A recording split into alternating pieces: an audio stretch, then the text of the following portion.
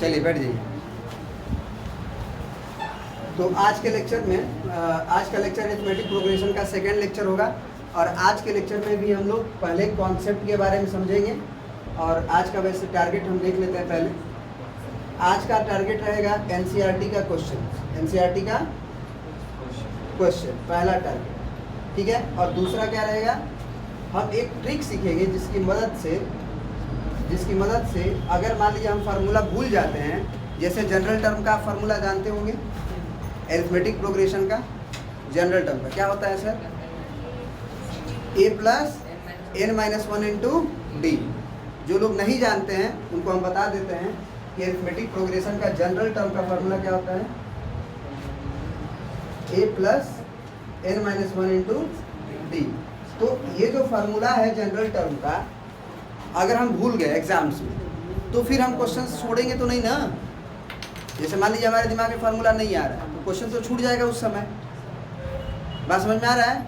तो हम लोग कुछ ऐसा आज पढ़ेंगे जिसमें फार्मूला अगर हम भूल भी जाते हैं तो ट्रिक की मदद से हम उसका जनरल टर्म डायरेक्ट निकाल लेंगे, हमें फार्मूला की कोई आवश्यकता ही नहीं पड़ेगी। कोई दिक्कत है? चलिए, तो सबसे पहले हम लोग उसी को देख लेते हैं। होमवर्क आपको दिया गया था, देख लीजिए।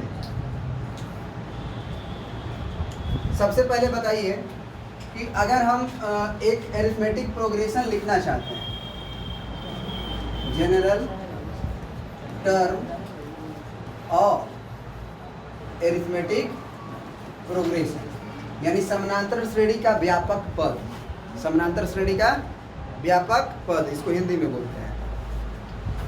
मान लीजिए कि हमारा फर्स्ट टर्म a है और कॉमन डिफरेंस d है, तो अगला टर्म a प्लस डी होगा, उसके बाद वाला टर्म a प्लस 2d होगा, अगला टर्म a प्लस 3d होगा, फिर अगला term sir a plus 4d।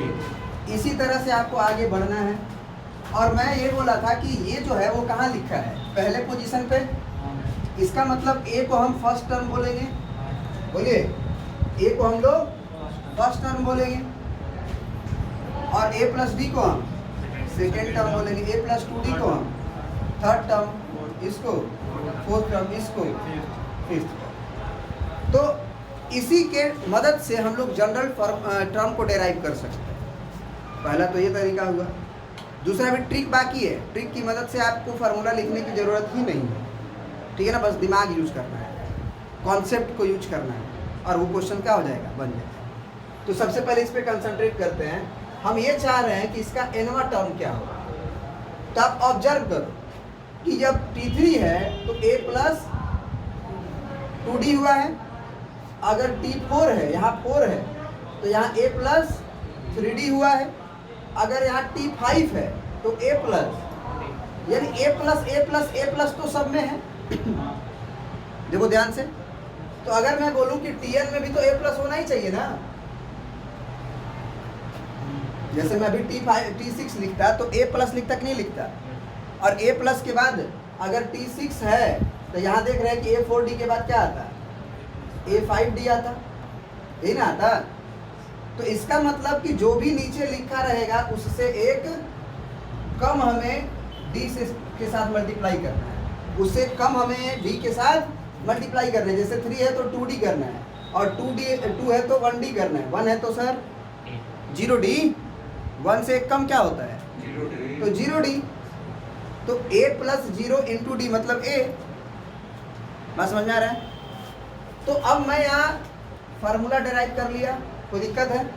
तो किसी भी अरिथमेटिक प्रोग्रेशन का जनरल टर्म का फार्मूला क्या हो गया, a plus n minus one into D.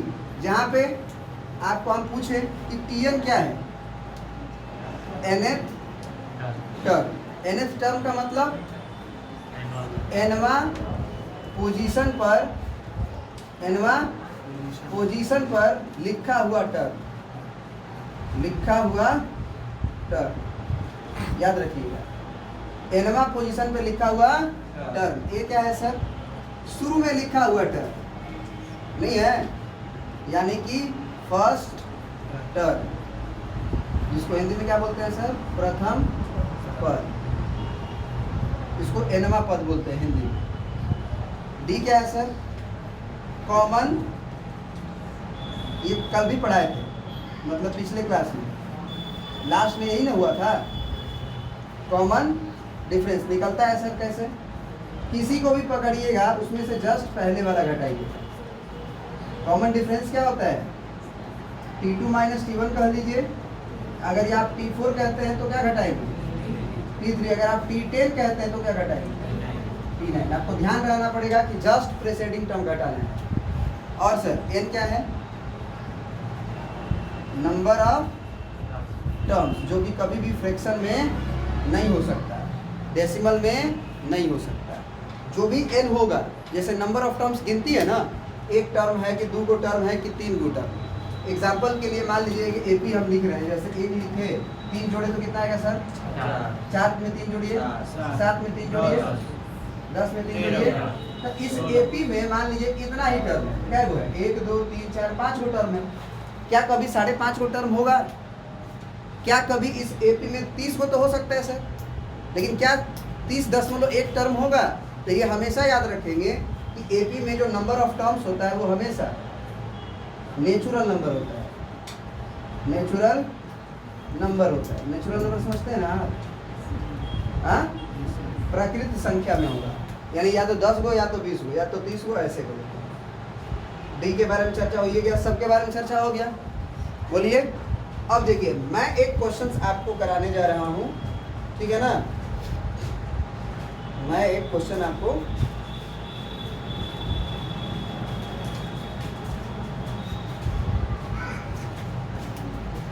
Salman उठा जाओगे, समझ गए ना?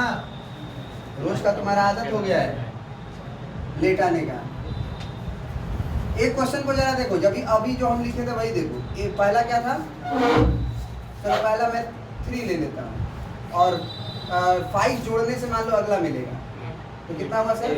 8 में 5 जोड़ेंगे तो 13 में 5 18 एंड सो ऑन। मैं आपसे बोला कि इसका तीसरा टर्म क्या है सर? तीसरा टर्म 3 तो नहीं है। कुछ लोगों को लगता है तीसरा टर्म 3 है।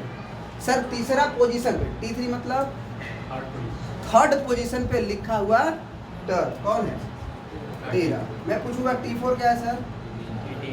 मतलब पहला, दूसरा, तीसरा, चौथा पोजीशन पे लिखा हुआ टर्म क्या है?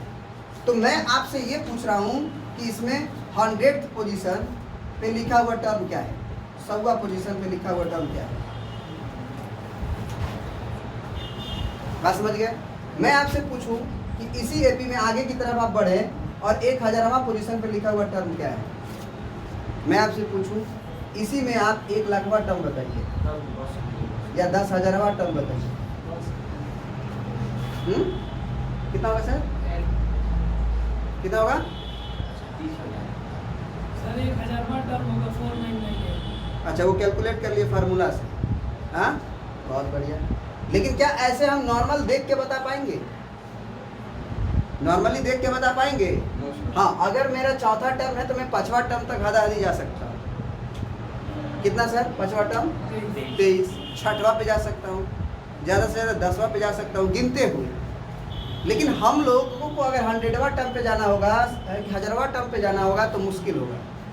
तो उसके लिए हमारे पास 2 तरीका है। एक तो ट्रिक वाला तरीका है और एक है तुम्हारे जनरल टर्म का। तो ट्रिक वाला सर तरीका क्या है, पहले उसको बताया जाए। बाई ट्रिक क्या है सर? सबसे पहले आप कॉमन डिफरेंस पता करिए, अरिथमेटिक प्रोग्रेशन कितना है। आप डायरेक्ट Tn बराबर लिख दीजिए। आप डायरेक्ट क्या लिख दीजिए? Tn बराबर, और इस अरिथमेटिक प्रोग्रेशन का जो भी कॉमन डिफरेंस है उसको लिखिए। कितना है सर? 5। उसमें n का गुना कर दीजिए। ये जो n देख रहे हैं उस n का किस में गुना करिएगा? कॉमन डिफरेंस में। हो गया। अब यही Tn है मान लीजिए कुछ देर के लिए, जो कि गलत भी हो सकता है। तो सर सही कैसे करेंगे अगर गलत होगा तो? पहले ये हम देखें कैसे कि हम जो जनरल टर्म लिखे हैं वो इसी अरिथमेटिक प्रोग्रेशन का जनरल टर्म है कि नहीं। तो देखने का ये तरीका है कि अगर ये जनरल टर्म है तो अगर आप इसमें n बराबर 1 डालेंगे तो आपको क्या मिलेगा? फर्स्ट टर्म अगर n की जगह पे 1 डालेंगे तो आपको क्या मिलेगा? First term. तो 5 इंटू 1, आपको तो 5 मिला और दिया क्या है? तब तो गड़बड़ है सर। ये क्या है? तो अपने गड़बड़ को मैनेज कैसे करें सर? -2 कर दो। 5 था, 2 घटा दोगे 3 आ जाएगा। सर ऐसा करने से पहला तो मैनेज हो जाएगा सर, क्या दूसरा भी मैनेज हो जाएगा? हम बोलेंगे हाँ हो जाएगा। सर तीसरा भी मैनेज हो जाएगा? जी सर मैनेज हो जाएगा। आप n के जगह पे 2 डाल के देखो, T2 निकालो। जब 2 डालोगे तो यहाँ 5 गुने 2 और -2 करोगे तो 5 दूना के 10, 10 में से 2 गया 8 आ गया सर। क्या सर n के जगह पे 3 डालने से वो मैनेज हो जाएगा? मैंने बोला जी सर मैनेज हो जाएगा। 5 इंटू n -2, 15 में से 2 गया सर 13। क्या आ गया वो या नहीं आया? आया कि नहीं आया? इसका मतलब कि ये ऐसा हमको फार्मूला मिल गया जिसमें n की जगह पे 1 डालने पे पहला मिल रहा है, n की जगह पे 2 डालने पे दूसरा मिल रहा है, n की जगह पे 3 डालने पे तीसरा मिल रहा है। तात्पर्य सर कि अगर आप इसमें n की जगह पे 1000 डालेंगे तो आपको 1000वां टर्म मिलेगा। n की जगह पे अगर आप 100 डालेंगे तो आपको 100वां टर्म मिलेगा। तो 5 इंटू 100 और -2 यानी कि 500 -2 यानी कितना? 458। क्या ये बात समझ में आ रही है? मैं बोलूँगा कि n बराबर 1000 डालो तो तुमको कौन सा टर्म मिलेगा? 1000वां पोजीशन पे लिखा हुआ टर्म मिलेगा। यानी कि 5000 में से घटेगा तो 4400 4998। क्या मैं 1 लाखवां टर्म निकाल लूंगा? क्या यही वाला वैल्यू हमारा अपने फार्मूला से भी आएगा? सर फार्मूला क्या है? अभी अभी आप पढ़े थे मेथड 2 में कि सर Tn का फार्मूला होता है a + n-1 इंटू डी। हमको सर 100वां पद चाहिए, 100वां वाला माने T100 चाहिए। तो मैं बोलूँगा n की जगह पे क्या रख दो? 100 रख दो। ए तुम क्या किसको बोलते हो? ए किसको बोलते हो? ए किसको बोलते हो? जो शुरू में लिखा है देखो ना, समझ रहे हो आप? इसे याद करना पड़ता है कि ए क्या है। ए क्या है सर? फर्स्ट टर्म है। तो कितना होगा first term sir? 3 plus n क्या है भाई? कौवा टर्म चाहिए आपको, 100वां टर्म चाहिए। तो एन की जगह पे 100 -1 और गुना डी सर कितना है? कैसे निकलता है डी? कोई भी टर्म पकड़िए उसके जस्ट पहले वाला घटाइए। देखिए कॉमन डिफरेंस का वैल्यू का लिखे डी बराबर T2 पकड़े हैं तो T1 घटाइए, T4 पकड़े हैं तो, अगर T10 पकड़े हैं तो सब सेम ही आएगा। याद हो गया? तो अब जरा बताइए 8 में से 3 गया सर 5। तो ये 3 प्लस 99 क्यों करोगे? 5 का 100 में गुना करो 500, माइनस 5 का 1 में गुना करो 5 का 5। क्या दिक्कत है? और 500 अब -5 और +3 -2 कितना आया? 498। क्या ये बात समझ में आई? अब इस फार्मूला में अगर n के जगह पे 1000 डालोगे तो बस यहाँ 1000 -1 होगा। तो 1000 में 5 का गुना करोगे तो 5000 होगा और -5 होगा। तो 5000 में से 5 घटाओगे तो 4995 और 2 यहाँ से 3 जोड़ोगे 4998 जो पहले से आया है। बात समझ में आया कि नहीं आया? तो मैंने मेथड 1 क्या बताया, कैसे याद रखना है कि जो कॉमन डिफरेंस आएगा उसमें मल्टीप्लाई करना है n का, लिख देना है। फिर ये देखना है कि अगर हम जनरल टर्म लिखे हैं तो n बराबर 1 रखने से पहला आना चाहिए। हमने तो केवल 5n ही न लिख पाए थे शुरू में। तो मैं 2 क्यों घटाया? क्योंकि मैं देख रहा था कि 5 आ रहा था। तो हमें पता चला कि अगर हम 2 घटा देंगे तभी हमारा 5 में से 2 घटेगा तो 5 में से 2 घटेगा तो सर 3 आएगा, पहला टर्म आएगा। ये तो T2 वाला है, समझ रहे हो आप? समझ में आ रही है बात? तो एक क्वेश्चन और ट्रिक की मदद से हम लोग कैसे बनाएंगे जरा बताइएगा। एक एरिथमेटिक प्रोग्रेशन है 5 4 जोड़िए 9 4 13 13 4 17 एंड सो, ठीक है ना, एंड सो। अगर हमको मान लीजिए इसका 55वां टर्म चाहिए, क्वेश्चन मार्क, हमें फार्मूला भूल गए, तो मैं अपना नया फार्मूला Tn बराबर क्या लिखता हूँ, कॉमन डिफरेंस का मल्टीप्लाई किसके साथ, n के साथ, कितना है सर, 4 तो 4 का गुना किसके साथ, n के साथ, यही ना कॉमन डिफरेंस है, उसका गुना किसके साथ, n के साथ, और उसके बाद रीचेक करना कि क्या मेरा पहला टर्म T1 आ रहा है, इसमें वैल्यू को 1 डालने से, n बराबर 1 डालने से, तो पता चला कि सर पहला तो 4 आ रहा है, हमें क्या चाहिए, मतलब +1 करने से आना चाहिए, मतलब हमारा जनरल टर्म ये फिक्स हो गया, यही जनरल टर्म है आपका। कहिएगा सर n बराबर 2 डालने से क्या दूसरा टर्म आ जाएगा, मैं बोलूँगा कि आप चेक कर लो सर, n बराबर 2 डालो, 8 9 आ जाएगा, आना ही पड़ेगा सजना, 12 जालिम ये तेरी गली में, 4 गुना 8 1 9, आया कि नहीं आया, बोलो, सब आ जाएगा सर। अब आपको क्या चाहिए, सर मुझे तो श्रद्धा कपूर चाहिए, n की जगह पे क्या डालोगे सर आप, 55, 4 गुने 55 + 1, 55 गुना 4 करना है सर, 220 220 ऐसे भी कर सकते हो कि 4 गुना ऐसे लिख दो, 50 + 5, नहीं सर, पंचों के 20 200 और प्लस पंचों के 20 और +1 221, समझ में आई बात। जिनको गुना आता है फटाक से 55 गुना 4 ही कर लेंगे, जैसे कर लीजिए आप, कोई दिक्कत है समझने में।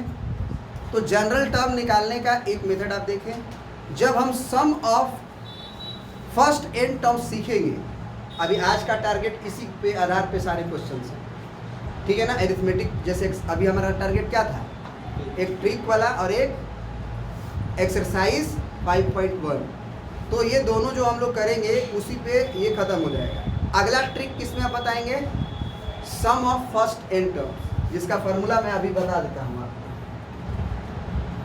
n/2 2a + n-1 × d, एक और होता है sir n/2 first term plus last term, ठीक है सर।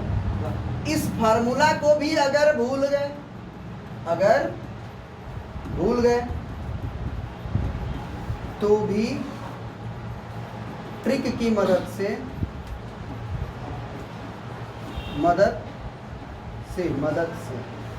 हेल्प से बना लेंगे, क्या कर लेंगे, बना लेंगे, बात समझ में आ रही है। माने कि उसमें भी एक ट्रिक बताएंगे हम, जिसमें हमको समेशन का फार्मूला में अगर थोड़ा सा कंफ्यूजन हो रहा है कि n/2 होता है कि यहाँ n-1 या क्या क्या होता है, कंफ्यूजन हो गया तो हम क्वेश्चन नहीं छोड़ के आएंगे, उसमें भी आपको एक ट्रिक बताएंगे, ठीक है ना। तो वहाँ तक पहुँचेंगे उसके बाद, ठीक है, अभी नहीं। तो क्या यहाँ तक बात सबको समझ में आई?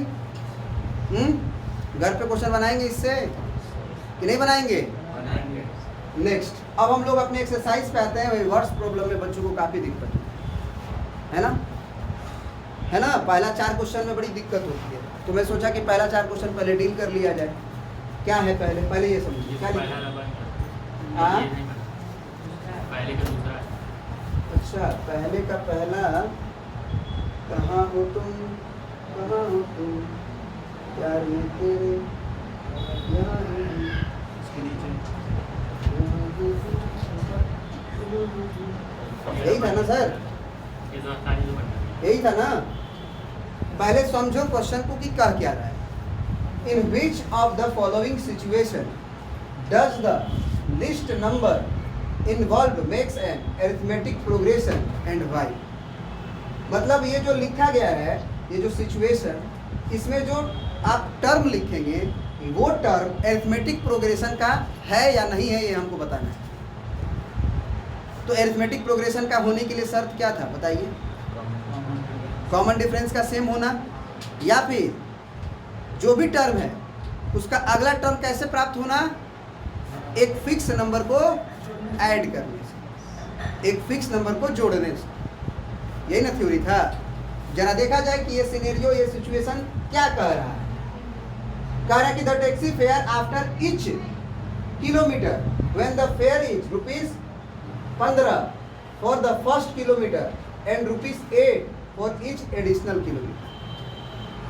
कह रहा है कि शुरू में कितना किराया लेगा एक टैक्सी का? 15 रुपया, और उसके बाद अगर प्रत्येक किलोमीटर अगला चलते हो तो फिर क्या क्या रुपया लेगा? 8 रुपया लेगा। The taxi fare after each kilometre, after each kilometre when the fair is ₹50 for the first kilometre, यानी कि पहला किलोमीटर अगर टैक्सी पे बैठ के गए तो मैं कितना रुपया लूँगा तुमसे? 15 रुपये। लेकिन उसके बाद अगर तुम और 1 किलोमीटर जाना चाहते हो तो मैं 15 रुपया नहीं लूँगा, 8 रुपया लूँगा। नहीं, ऐसा है? तब तो आसान होगा, घर पहुँचना 15 रुपये नहीं देना पड़ेगा। मैं दूसरा वाला किलोमीटर चलूँगा सर, पहला वाला किलोमीटर नहीं चलूँगा। ऐसा कहोगे क्या? कहना कि मैं जो गाड़ी में बैठ रहा हूँ ना, पहला किलोमीटर में नहीं चलूँगा सर, पहला तो चलना पड़ेगा ना आपको। तो उसका 15 रुपया, और अगला पहला 15 रुपया दिए और 2 किलोमीटर चलोगे तो 15 रुपया और फिर 8 रुपया। अगर तुम 3 किलोमीटर चलोगे तो पहला 15 रुपया दोगे, फिर अगला 8 रुपया, फिर अगला 8 रुपया दोगे कि नहीं दोगे? फिर अगर मान लो तुम 4 किलोमीटर चले, 4 किलोमीटर, तो पहले किलोमीटर का 15 रुपये, और फिर 4 किलोमीटर है तो 3 किलोमीटर बचा कि नहीं? तो प्रत्येक अगले किलोमीटर का 8 रुपया, 8 रुपया, 8 रुपया। समझ रहे बात को? तो अब जरा देखो, ये 15 रुपया हुआ, ये 15 8, 15 8 23, 23 8 31, और 31 यहाँ तक हो चुका है सर। 31 8 31 8 39। अब जरा हमें बताओ कि क्या ये एपी नहीं है क्या? बोलो, ये एपी है और इसका कॉमन डिफरेंस भी कितना है? 8 है। तो आसान था। क्वेश्चन को समझाने के लिए बस ये बताया कि ऊपर वाला क्वेश्चन क्या कह रहा है। क्वेश्चन कह रहा है कि कौन सा सिचुएशन एरिथमेटिक प्रोग्रेशन के टर्म को बनाता है। सबसे ज़्यादा इसी क्वेश्चन में बच्चों को होता है हमेशा। कभी भी पढ़ाएंगे हम, सर दूसरा वाला नहीं बन रहा है। सही बात है। जो लोग बनाए होंगे लोग जानते होंगे, जो लोग नहीं बनाए होंगे नहीं जानते होंगे। The amount of air present in a cylinder. एक सिलेंडर है मान लीजिए आपका, एक क्या है? सिलेंडर है, इसमें क्या भरा हुआ है? एयर भरा हुआ है। क्या भरा हुआ है? एयर भरा हुआ है। तो कह रहा है कि the amount of air present in the cylinder when a vacuum pump removes 1/4 of the air remaining in the cylinder at a time. इसमें कुछ हवा भरा होगा ना, कितना मान लिया जाए? कितना? 100 क्या है? हम तो नहीं जानते कितना भरा है, तो हम कितना मानेंगे? x मानेंगे। या फिर हवा वॉल्यूम में आता है। हवा किस में आता है? वॉल्यूम में। सरफेस पे हवा आता है क्या? इसके अंदर ना हवा है कि सरफेस के ऊपर हवा रहता है? तो वॉल्यूम में आता है। तो मैं x के जगह पे क्या मान सकता हूँ? v भी मान सकता हूँ। कि मैंने मान लिया कि शुरू में v हवा था, कोई दिक्कत? या x हवा था, x मीटर क्यूब कह सकते हो, 1 सेंटीमीटर क्यूब कह सकते हो। क्लियर है? तो सिचुएशन क्या है कि उसमें से क्या किया जा रहा है? जितना हवा है उसमें से कितना निकाला जा रहा है? 1/4। The amount of the air present, जो एयर प्रेजेंट है उसकी अमाउंट की बात की जा रही है। यदि when a vacuum pump removes 1/4 of the air remaining in the cylinder at a time, यानी किसका सिनेरियो बनाना है? जो हवा बच गया उसका या निकाला जा रहा है उसका? जो हवा निकाला जा रहा है उसका सिचुएशन को बनाना है या बच रहा है उसका? बच रहा है, रिमेनिंग जो बच रहा है उसका। देख लो पढ़ के। The amount of the air present in the cylinder. Situation क्या है? In which of the following situation does the list number involve make an arithmetic progression. तो भैया the amount of air present in a cylinder उसकी बात की जा रही है। यदि एक वैक्यूम पंप से उसमें से 1/4 जो है हवा उसमें से निकाल दिया जा रहा है प्रत्येक केस में, तो शुरू में भी हवा भरा था, जो हवा भरा था वही ना बात करेंगे। उसके बाद उसमें हवा कितना बचा होगा, भी में से भी का ही 1/4 निकाल लिया गया, तो बचा कितना? सबसे पहले बताओ कि निकाले कितना? 1/4 ऑफ भी जो हवा था उसमें। तो ये निकाले हो, ये निकाले हो, बचा कितना? पहले भी था, ये निकाले हो, तो बचा कितना? नहीं समझे? भी माइनस बचा। क्लियर है? यानी कि भी माइनस ये कितना लिखोगे? V/4। एलसीएम कितना लोगे? 4। ये कितना आ जाएगा? 4V माइनस V यानी कितना? 3V/4। कितना हो गया? 3V/4। ये दूसरा हुआ। सर भी लिखेंगे। कहाँ? 3 क्या बताओ चेक कर रहे थे ना हम। लिख दिए। भी कोई दिक्कत है? तो ये बचा हुआ हवा है। अब सुनो, इस सिनेरियो में अब हवा कितना बचा है उसमें? इतना ही ना। इसका 1/4 निकालना है। हमेशा जितना हवा उस सिलेंडर में बचा होगा उसका 1/4 निकाल के जो हवा बचा उसकी हमको बनाना है। समझ रहे हो आप कि नहीं समझ रहे हो? पढ़ दो। The amount of air present in the cylinder when a vacuum pump, hello, इतना मत याद करिए उसे, नहीं इतना भी याद मत करिए कि खो जाइए आप। अरे हमें भी कुछ बात है, बाल झड़ गया तो क्या हो गया? हमें भी कुछ बात है, हमें भी तो देखिए। The amount of air present in the cylinder, जो हवा सिलेंडर के अंदर प्रेजेंट है उसकी बात बताइए। When a vacuum pump removes 1/4 of the air remaining in the cylinder at a time, जो बच गया हवा क्या निकालने के बाद? उस हवा का 1/4 निकालने के बाद। तो अब हवा तो मेरे पास 3V/4 बचा है।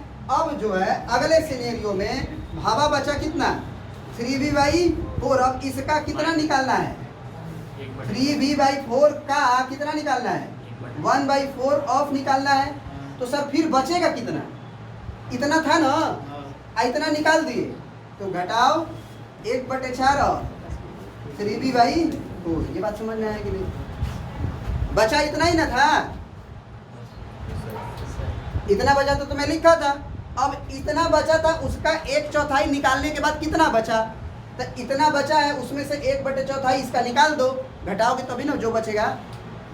समझ में आ रही बात? नहीं आ रही है सर? नहीं आ रही है सर? आ रही है ना? नहीं आ रही है? पूरी तरह से कंसंट्रेट होके देखो कि सिनेरियो क्या है, नहीं तो समझ में नहीं आए। शुरू में हवा कितना भरा था? भी भरा था। हमको किसका सिनेरियो बनाना था? जो हवा सिलेंडर में बच रहा है वही ना। तो शुरू में भी बचा था, कुछ नहीं निकाले थे तो भी लिख दिए। अगले स्टेप में हम 1/4 ऑफ भी निकाले, तो बचा कितना?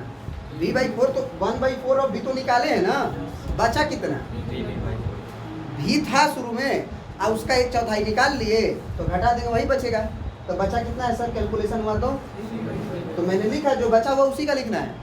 अब अगले स्टेप में सोचो कि हवा तो अब उसमें 3V/4 बचा है, अब जो बचा है उसी का ना 1/4 निकालोगे कि फिर हवा भी भर लोगे? अब हवा तो निकल गया, तो जो बचा उसी का ना 1/4 निकालोगे सर। तो 3V/4 का 1/4 निकला है, लेकिन हमें निकला हुआ हवा को नहीं बनाना है, बचे हुए हवा को बचाना है। किसमें? सिलेंडर में। तो सिलेंडर में 3V/4 बचा था, इतना निकाले हैं तो घटाएंगे। नहीं समझ में आ रहा है?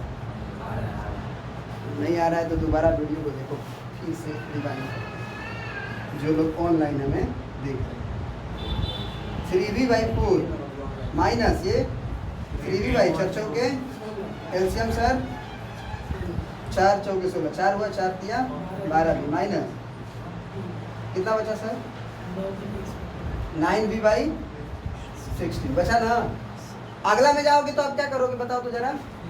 ये हवा बचा है, इसका एक इसी का 1/4 निकालोगे। अब घटाओगे इसी में से, क्योंकि निकाले हुए हवा का नहीं बनाना है, बचे हुए हवा का बनाना है। तो हवा कितना बचा है सिलेंडर में? 9V/16, और इसी का 1/4 निकालोगे तो इतना हवा है, इतना हवा है, और इसमें से 1/4 और इतना ही हवा, जितना हवा बचा है उसी में से ना 1/4 निकालोगे। 9V/16 चौके 64। अब समझ में आया कि क्वेश्चन हमें क्यों बताना पड़ रहा है। 16 चौके 64, न चौके माइनस 36 में से 10 घटाओ 26 यानी कि 27। सही है सर? गलत है? गलत है कि सही है सर? अब ये काफी है, हमको तीन ही को से पता चल जाएगा कि एपी है कि नहीं। सर वो 64 है। नीचे वाला बहुत सही। हमको 3 को सही पता चल जाता है कि एपी है कि नहीं। मैंने तो 4 निकाल दिया। कैसे पता चलता है सर एपी है कि नहीं? कैसे पता चलता है सर एपी है कि नहीं? ये T2 था सर, ये क्या था? T2, ये क्या था सर? T3 था सर,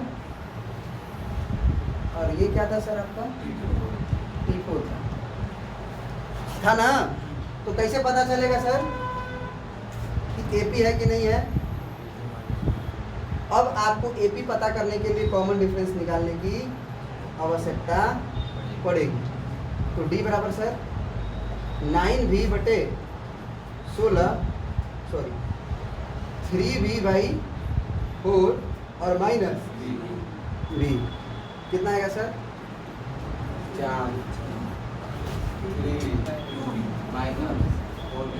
2V माइनस V/4, ये आया डी। अब हम अगर T2 पकड़े हैं तब ना, हम T3 पकड़ेंगे यानी कि 9V/16 पकड़ेंगे तो क्या घटाएंगे? 3V/4। एलसीएम सर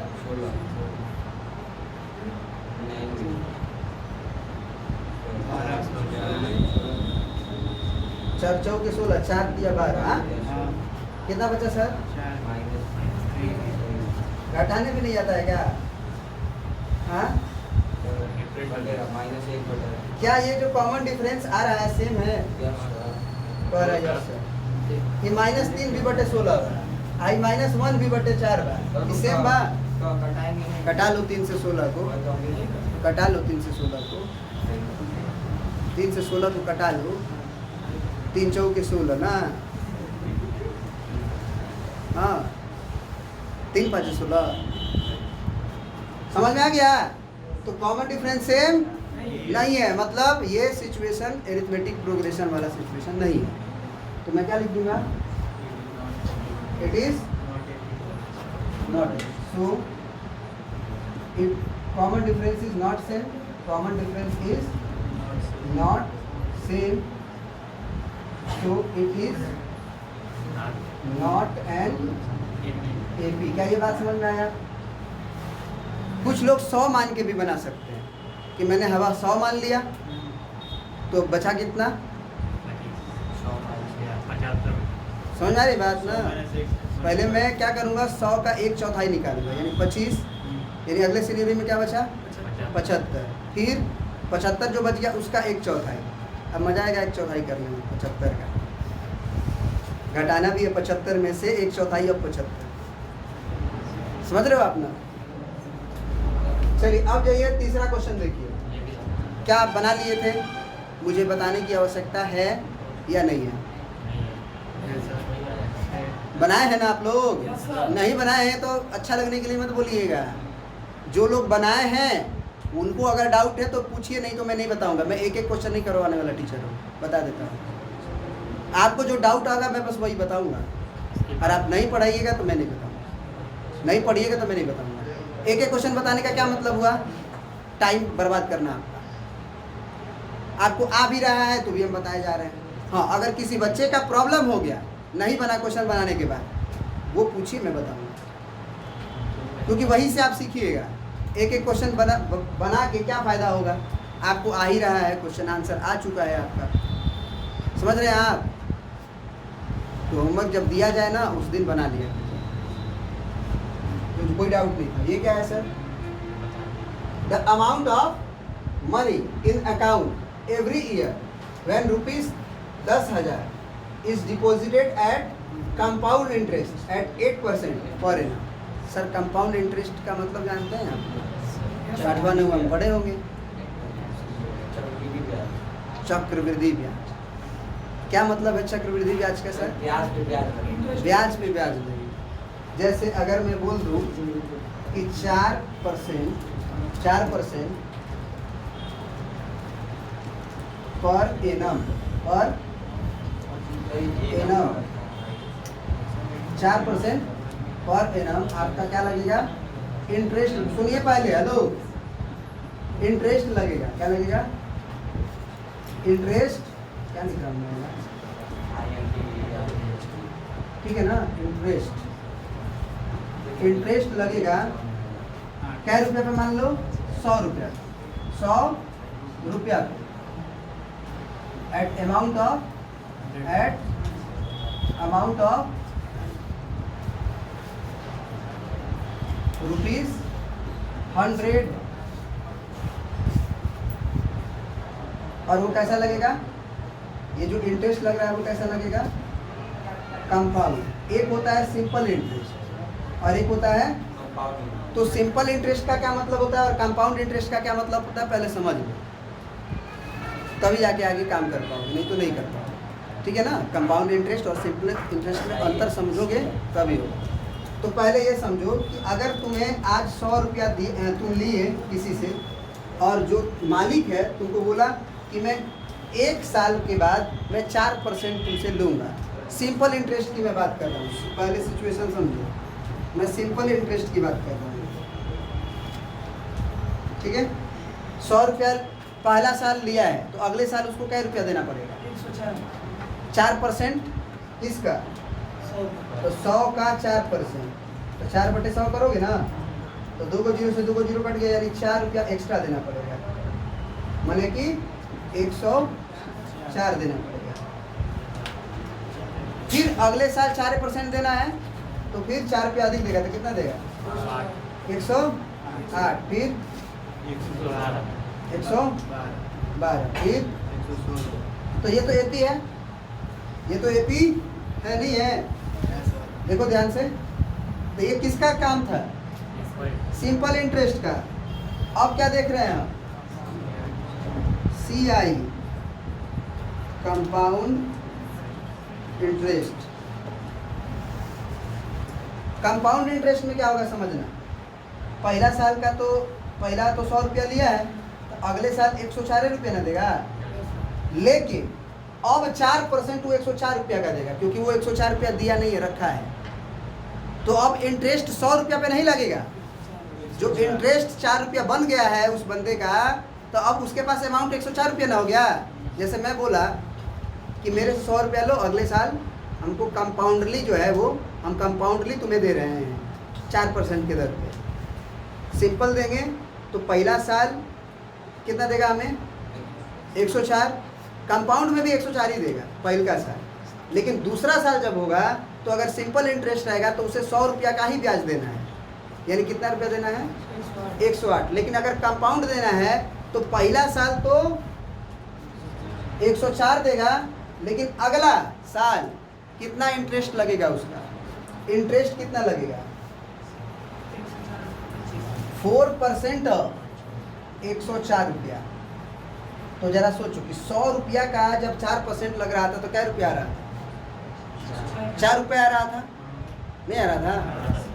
लेकिन अगर 104 रुपया का 4% लगेगा तो क्या ज़्यादा नहीं आएगा? 0.25 कुछ ज़्यादा आएगा ना, हम ये पूछ रहे हैं। उतना तो नहीं ना लगेगा। अब ये बात को समझने की कोशिश करो। तो कंपाउंड इंटरेस्ट ज़्यादा पैसा देना पड़ता है, समझ में आ रही बात? और अगले साल जब ये इंटरेस्ट कितना हो जाएगा सर? 4/100 बोले 100 से कभी भी डिवाइड नहीं करते हैं सर। 4 चौके 16, 4 एक 4 4 चौके 16, फिर 4 गुना 0 4 हुआ यानी 1 और 4 एकम 4, 104 में 4 का गुना करोगे तो 416, 10 का अंक के बाद 2 अंक के बाद, यानी कि 4 रुपया 16 पैसा। यानी शुरू में ब्याज तो 4 रुपया दे रहा पड़ रहा था, अब 4 रुपया 16 पैसा। यानी कि अगर वो पहला साल 104 रुपया दिए, अगर अगला साल कंपाउंडली देंगे तो उन्हें कितना देना पड़ेगा? 108 रुपया 16 पैसा। 104 रुपया तो देंगे ही, अब प्लस 4.16 पहला साल का पूरा रुपया देंगे ना, अब ब्याजवा अब इसका ना देंगे, 104 का ना इंटरेस्ट देंगे वो, तो 104 का 104 रुपया भी देंगे और 104 रुपया का इंटरेस्ट भी देंगे। बात समझ में आ रही कि नहीं आ रही? क्लियर है कि नहीं क्लियर है? अब अगला साल क्या होगा सर उनके साथ कि ये रुपया हो चुका है 108.16। अब ये रुपया तो देंगे ही देंगे और अब इसका 4% देंगे। नहीं समझे आप? तो पहले तो नॉर्मल 4 रुपया देना पड़ रहा था, अब इन रुपया उनका बढ़ गया, अमाउंट बढ़ गया, क्योंकि वो ब्याजवा दे नहीं रहे हैं, ब्याजवा अपने पास रखे हैं, तो रुपया भी उनका 100 और इंटरेस्ट दोनों मिला के अब अमाउंट हमारा बाकी है उनके पास, और उस अमाउंट का मैं 4% दूंगा। समझ रहे बात? कर आप लेते रहो, हम देंगे ही नहीं, आप करते रहो कंपाउंड इंटरेस्ट। नहीं जी, यहाँ के लोग लेने वाले लोग क्या करते हैं, कंपाउंड लोगे ठीक है, दो 1 लाख रुपया, वो देंगे ही नहीं, आप कंपाउंड जोड़ते रहो, 10 लाख हो गया आपका, हाँ ठीक है आपका 10 लाख हो गया है, मैं दूंगा, और बढ़ेगा सर। तो बात समझ में आया कंपाउंड इंटरेस्ट का? तो आप तो ये सीधे समझ गए कि ये सिनेरियो एपी नहीं है, क्योंकि सिंपल वाला है, ये नहीं है, तो कंपाउंड वाला नहीं होगा, यही से नो जवाब कर दो। अगर अच्छे से बनाना चाहते हो तो बनाओ, क्या दिक्कत है? अगर अच्छे से बनाना चाहते हो तो क्या दिक्कत है भैया, क्या दिक्कत है? शुरू में कितना है? 100 है कि 10,000 है जी? 10,000 है। अगला साल कितना देंगे? 10,000 का कितना? 8%। कितना हुआ सर? 800 रुपया हुआ। तो ये तो ब्याज हुआ ना खाली, ये तो इंटरेस्ट हुआ ना। तो 10,000 और देखो पहला साल का सिंपल इंटरेस्ट और कंपाउंड इंटरेस्ट सेम होता है। पहला साल का simple interest compound interest same होगा। अगला साल जो होगा अब 8% किसका देंगे? पहले तो 10,800 का 8%, समझ रहे हैं आप? तो 2 को 0 से 2 को 0 कट गया, 8 एकम 8 अटाई 64 और 8 एकम 8, यानी कि 864 रुपया देंगे और साथ में 10,000। 800 रुपया का ना इतना ब्याज निकला है, तो इसको जोड़िए 4 6 6 1 1, यानी कि 1 1 6 6 4 रुपया। समझ आ रही बात? उसके बाद तो आप तीनों को से नहीं पता कर लेंगे एपी है कि नहीं। तो यहाँ से कॉमन डिफरेंस निकाला जाए तो 10,800 माइनस 10,000 सर आया कितना सर? 800 आया सर। 11,664 और 10,800 तो 4 6 16 में से 8 गया 8 0 0 864 रुपये। सर इस सिनेरियो में कॉमन डिफरेंस 800, इसमें 864। This scenario not form an AP. This situation not form AP. ये एपी को जनरेट नहीं कर सकता। समझ में आ रही बात? क्लियर है? कोई दिक्कत है? चलिए ये चारों क्वेश्चन में काफ़ी समय लग गया। अब ये सारे क्वेश्चन हमें बताने की आवश्यकता नहीं है शायद। क्या है क्वेश्चन? पढ़िए तो। वैसे बताया भी हूँ मैं फटाफट पढ़ के 1-2 क्वेश्चन बता के निपटा देता हूँ उसको। ठीक है? क्या है पहला? Right first 4 terms of the AP when the first term is A and the common difference is D. तो 4 को टर्म लिखना है। तो अभी तो जनरल टर्म से एपी निकालने सिखाए थे। क्या? ए ए प्लस बी ए प्लस 2D 2D और ए प्लस 3D इसको भी करने की जरूरत नहीं है, हटाओ। पहला टर्म 10 और उसमें 10 जोड़ो, फिर कॉमन डिफरेंस कितना है? 10 है ना, है 30 40 खत्म कहानी। इसमें पहला टर्म अब डी जोड़ोगे 0 ही ना होगा, कितना आएगा? अगला -2 क्योंकि कॉमन डिफरेंस 0 हो जाने के कारण अगला टर्म भी वही रह जाएगा, क्योंकि हम जोड़ ही नहीं पाएंगे। ये बताओ 4 7 7 1 होगा, फिर 1 में -3 जोड़ो, -2 होगा, नहीं समझे? फिर -2 में -3 जोड़ो, -5 बस हो गया। 4 को लिखना है, ज़्यादा नहीं लिखना है। समझ रहे हो कि नहीं समझ रहे हो? नहीं समझ रहे हो? यहाँ पहला टर्म -1, अब आधा जोड़ना है तो प्लस जोड़ रहे हो ना, कुछ की घटा रहे हो? मैंने बढ़ोगे कि घटोगे?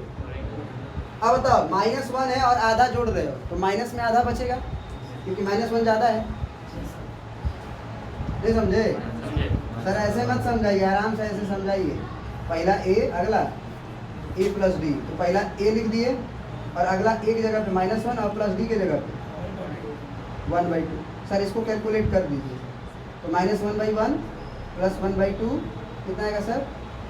एलसीएम 1 2 ना 2 यानी कि -2 प्लस 2 में 2 कट गया एक बार में, तो 1 कितना है सर? वही मैं लिखा था। अब माइनस आधा में आधा जोड़ोगे 0, फिर 0 में आधा जोड़ोगे, हो गया?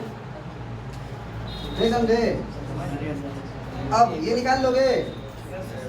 हाँ सर, इसी में तो समस्या था सर। अब आसान बना दिए, ये छोड़ रहे हैं। बता दो यार, रहने दो, कर लोगे ना? 10 वालों का जोड़ घटा हुआ। मैं अगर देखो कंफ्यूजन हो तुमको तो तुम आराम से ए लिखो, ए प्लस डी लिखो, ए प्लस 2D लिखो और ए प्लस, और आराम से तुम ए के जगह पे ए पुट कर दो, डी के जगह पे डी पुट कर दो, वो आ जाएगा। समझ रहे हो आप? नहीं समझ रहे? तो अब जरा बताओ इसको, चलो मैं कर देता हूँ। ए कितना है सर? -1.25 अब ए प्लस डी निकालना है ना। ए कितना है? -1.25 प्लस डी कितना है? माइनस -0.25। तो सर -1.25 और प्लस माइनस 0.0, दोनों दोस्ती करेंगे कि लड़ाई करेंगे? पहले बताओ। तो बढ़ेंगे तो माइनस में ही बढ़ेंगे ना। 5 5 10 2 2 4 और 1 5 और 1 1 2। हासिल नहीं ना था जी, हासिल नहीं था। 2 2 4 1 5 ना हुआ, 1 0 0 10.2 अंक के पहले। अब ऐसे भी ऐसे सोचो कि 1 रुपया 25 पैसा है, 25 पैसा जुट रहा है, तो 1 रुपया 50 पैसा। नहीं समझे? अब देखो a प्लस मान लो 2D निकालना है, तो -1.25 और प्लस 2 गुने -0.25, क्योंकि d का वैल्यू यही है। 25 गुना प्लस माइनस माइनस हुआ, 25 गुना तो 10 पे अंक के बाद 2 अंक के बाद। अब देखो ये हुआ 1 रुपया 25 पैसा और 50 पैसा, और 1 रुपया 75 पैसा कौची में माइनस। तो ये एपी है कि नहीं है? वैसे एपी पूछा थोड़ी था, इसमें तो 3 को टर्म बताना है। कितना आ जाएगा? अब ऐसा अच्छा सोचो कि यहाँ के बाद हमको इसको निकालने की क्या जरूरत है? हम कॉमन डिफरेंस जानते हैं कि नहीं? कितना है? -0.25। तो अगला टर्म पिछला टर्म में कॉमन डिफरेंस को जोड़ने से नहीं मिलता है। तो अगर हम इसमें 25 पैसा जोड़ दे तो अगला नहीं मिल जाएगा, तो कितना हो जाएगा? -2 रुपया होगा। तो इसका पहला टर्म हो गया कितना? -1.25। ऊपर कहाँ देखना है? यहीं पे देखो मैं ना यहाँ पढ़ रहा था क्या कि फाइंड द फर्स्ट 4 टर्म्स। अगर ये बोलता कि फाइंड द नेक्स्ट 4 टर्म्स, तो पहला टर्म तो खुद 10 था, तो नेक्स्ट टर्म जो हमको था वो अगला वाला लिखना पड़ता है, याद है ना? अगर यहाँ बोलता कि फाइंड द नेक्स्ट 4 टर्म्स, तो पहला टर्म तो दिया है। समझ रहे हो इस बात को ना? तो इस बात को कभी कभी गौर करना चाहिए। तो हो जाएगा ना सर? चलो अब अगला क्वेश्चन देखो, मैं आज छोड़ देता हूँ तो फिर से ये होमवर्क है सर आपका, कर लोगे? बोलो। अब नोट्स जो है आपको ऐप पे मिल जाएंगे, ऐप जो है अपडेट होने वाला था, अपडेट हो चुका है, ठीक है ना? तो उस पे जाके आपको नोट्स सारे मिल जाएंगे, आप सारे नोट्स की मदद से क्वेश्चंस कर लीजिए, है ना? अब व्हाट्सएप पे नहीं भेजेंगे, ऐप पे जाएगा, ठीक है? ऐप डाउनलोड कर लीजिएगा और ये पूरा क्वेश्चन क्या कर लीजिएगा, आपके एनसीईआरटी के बुक में भी है, हिंदी मीडियम वाले के हिंदी मीडियम में है, वही एक्सरसाइजेज है, वही क्वेश्चंस है, ठीक है ना? अलग अलग नहीं है। आप दूसरा एनसीईआरटी नहीं लेके दूसरा बुक लेंगे तो बात अलग है। एनसीईआरटी का अगर बुक लेंगे तो यूपी बोर्ड हो चाहे बिहार बोर्ड हो चाहे सीबीएसई हो, सब एक ही है। तो आज की क्लास हम यहीं पे ऑफ करते हैं। बहुत बहुत धन्यवाद। वीडियो अगर पसंद है तो इसे लाइक करें, अपने दोस्तों के साथ शेयर करें, चैनल पर नए हैं तो इसे जरूर सब्सक्राइब करें। Thank you.